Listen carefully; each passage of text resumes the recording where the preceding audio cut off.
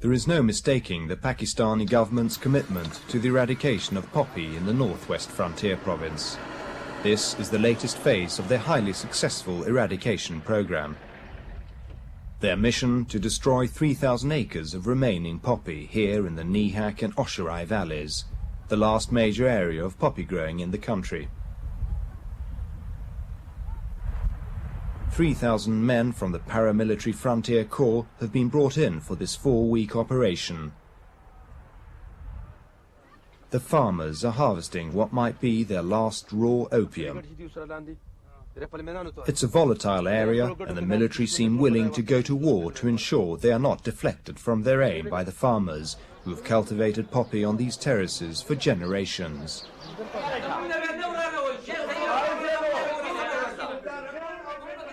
These people are ferociously independent, a law unto themselves. But in the Assistant Commissioner's office, the local elders are divided about the government policy. All of us, young and old, had decided that we would harvest the opium and that the harvest would be supervised by the police and the commissioners. But there's little these people can do about it. The Pakistani government has been bullied into compliance by the United Nations, withholding development grants until the project was complete. The Pakistani eradication program is the most successful in the world. Production has been reduced from 800 tons a year to under 40. This operation in the Nihak Valley should complete the job. But the effect on the small farmers is devastating. Each of them stands to lose around 30 kilos of raw opium, and at 3,000 rupees per kilo, that works out at $1,800 per family. Look what the government's done to us. They've destroyed the crop just when it's ripe for harvest, a crop we've worked hard and taken loans for. What shall we do now? We'll have to turn to crime. We'll do bomb blasts. The government has put the money into its own pockets and destroyed our crops, and the government's taken the money. There's no compensation, just promises of future development for alternative crops.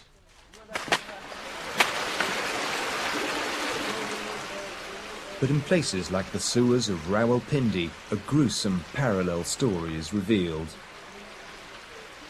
It throws a new light on Pakistan's successful drug story. The shattering irony of the last 15 years of successful eradication is that in the same time, Pakistan has turned from being a nation of almost no users of heroin to the country with the most heroin users in the world. It's a bitter reward. Whilst the UN and the Pakistani government may have eradicated Pakistan's own opium production, these men are chasing the dragon with heroin smuggled in from neighbouring Afghanistan. In Pakistan today there are 3.2 million drug users, 2 million of whom use heroin. That's a quarter of the number worldwide. The human misery and social disintegration that come with it are impossible to counter by this poor nation alone. The international community appears to ignore the devastation in Pakistan itself, caring only about how the drug production in Pakistan feeds the drug problems in their own countries.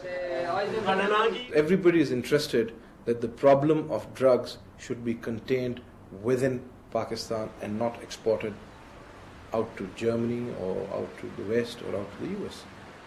Talk about drug problems being a global problem, but only addressing the trafficking issue as global and not the rehabilitation issue as global.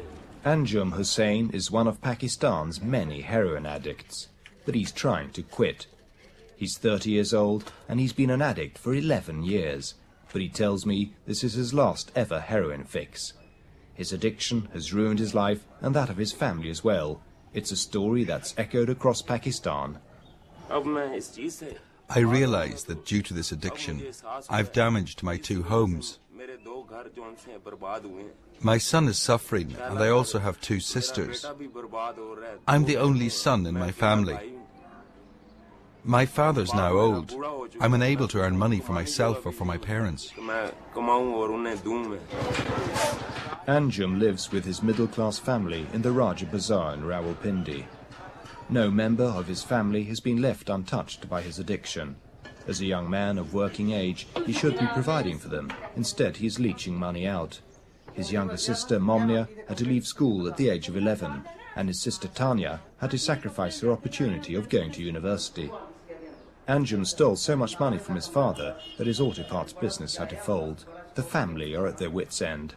When your sister slept, you stole lockets from them. You've done so many bad things that now all we have is this house. But Anjum has good news. He's been accepted at a detoxification centre and is determined to change his life. I'll become okay now, God willing. You were always a good boy when you were in your right senses. You're going to have to start a new life, otherwise don't try to show your face here again. Die where you die, but don't show your face here again. If Allah forgives you and gives you another chance, I too will forgive you. Anjum knows it's his last chance. Across Pakistan, it's estimated that 35 million people are affected by young men who should be breadwinners for their families, but they fall victim to drugs.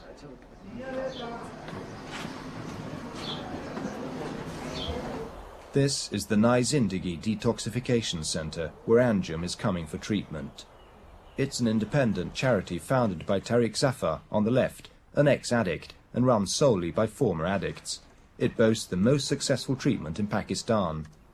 Zafar says he founded Nai Zindagi after his own experience of the dismal provision for addicts in the country. For these 3.2 million people, we have 204 places in the country. The quality of services they offer are very, very basic, very, very primary. And that results in just expense without any result. And you have this massive figure of 98.9% relapse rate on clients.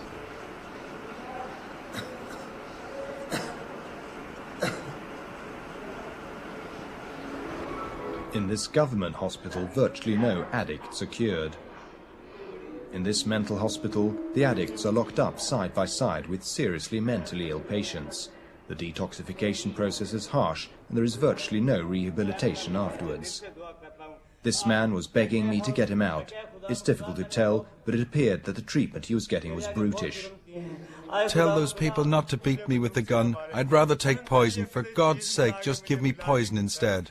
I am not pagal. I am not pagal. I am a sin. Sir, I am a sister. I am a sister. I am a sister. But most never make it to hospital and end up on the streets. For them, the future holds no hope.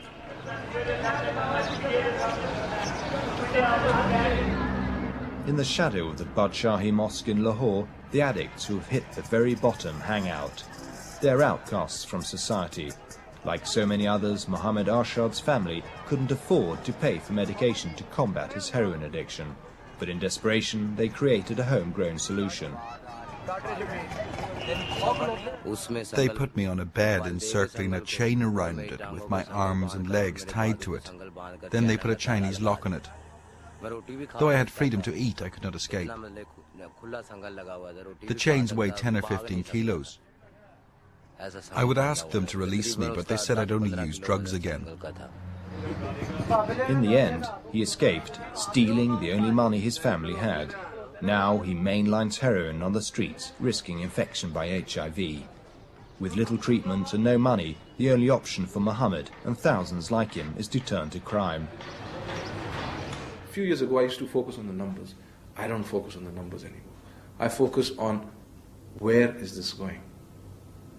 And where this is going, it's going to create massive problems, massive chaos, and massive destruction if it's not managed. We've just seen the tip of the iceberg. The problem is going to explode. You want to recruit terrorists? You go to any of these parks. You pick them up, pay them with heroin. So organized crime, which is almost non-existent in the drug subculture yet, will also come. But there's another level to the drug story in Pakistan which is more dangerous still. This is the Punjab, feudal heartland and breadbasket of Pakistan. These men are day labourers harvesting wheat. While 70% of Pakistan's population live in rural areas, most have no land of their own and work as labourers. This is a feudal system, a barter economy. At the end of the day, Pakistani workers can be paid in food, sometimes with clothing. But here, the Chowkidar's foreman pays his workers with heroin for the day's labour. This extraordinary scene has never been filmed before, yet for these workers it seems quite normal.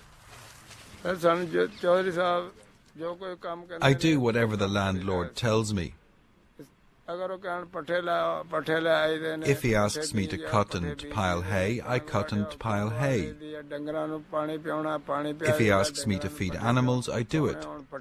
Whatever we do, it's for drugs. We do whatever the landlord tells us to do. The landlords are a key part of the ruling class of Pakistan. The implications of this kind of exploitation of heroin abuse are frightening. It's eating its way into the very fabric of the rural economy, becoming an accepted part of the exchange of goods and services. It's unclear how widespread this practice is so far, but according to these workers, it's common. There are also other landlords who have people who work for them. They give them drugs as well as food.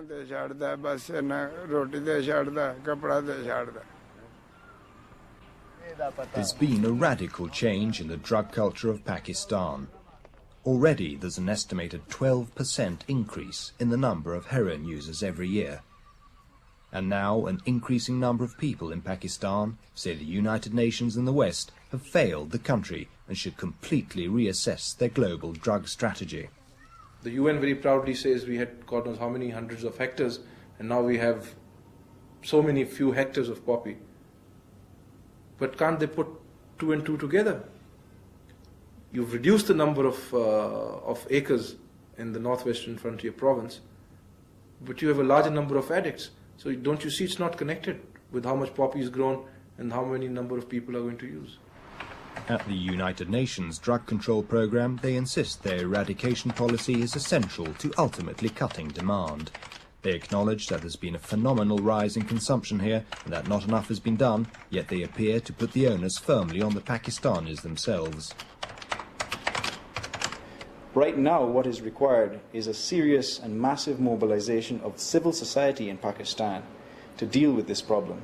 That means major businesses, that means community organizations, that means parents and schools, all to try and recognize the symptoms of this problem and deal with it. Unfortunately, not enough is being done. That is clear. At the Nizindagi Centre, Anjum Hussain is settling in for his detoxification regime. It's only day 2. Already it's hard. This is the best treatment available in Pakistan. Nizindagi has a 50% success rate in treating its clients, but there are only 50 beds.